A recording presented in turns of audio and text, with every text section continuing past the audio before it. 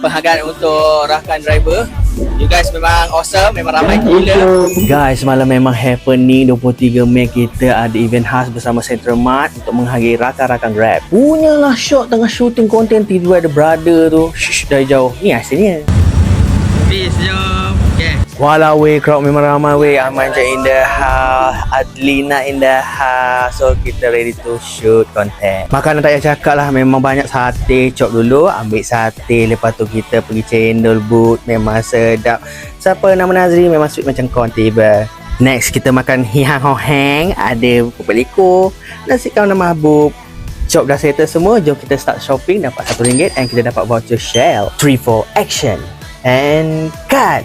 Thank you brother, mantap. So aku beli spray wangi, susu untuk Eden, keropok ikan sikit, dah settle. Makcik pun happy.